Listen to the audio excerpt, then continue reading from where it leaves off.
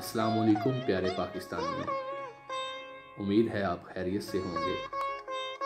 آج کا یہ ویڈیو پیغام کرونا وائرس کے حوالے سے ہے۔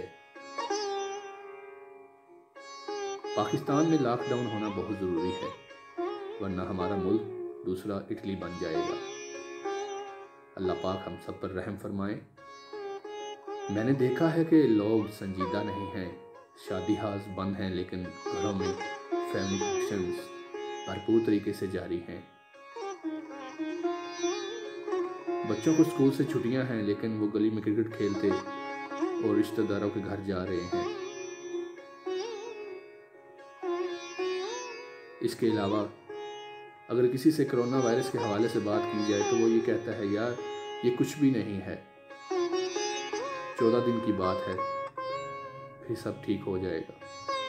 میرے دوستوں، میرے بہن بھائیوں، اللہ پاک سے خشوع و خضوع سے دعا مانگیں اور اس عذاب کے ٹلنے کے لیے عبادت کریں۔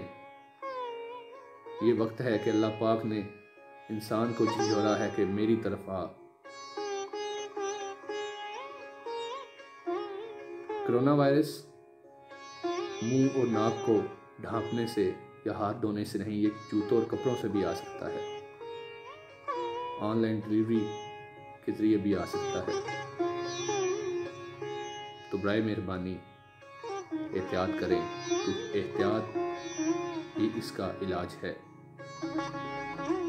میری آپ سب سے گزارش ہے کہ حکومت پاکستان کا مل کے ساتھ دیں۔ سننے میں یہ بھی آیا ہے کہ بیرونی امداد کو معاف کروانے کے لیے ڈھونگ لگایا جا رہا ہے، لیکن یہ سب جھوٹ ہے۔ پاکستان میں وینٹیلیٹرز کی تعداد بہت کم ہے۔ آپ سب ماسک یوز کریں کہ وینٹیلیٹر تک پہنچنے کی نوبت ہی نہ آئے۔ موت برحق ہے، ایک دن سب کو مرنا ہے، لیکن اس مرنے سے پہلے احتیاط کریں۔ آپ اپنے دوستوں کو، اپنی فیملی میں میرا یہ ویڈیو پیغام شیئر کریں۔ اللہ تعالیٰ آپ سب کا حامی و ناصر ہو۔ اپنے دوست نعمان چوہان کو اجازت دیں۔ اللہ نگہبان۔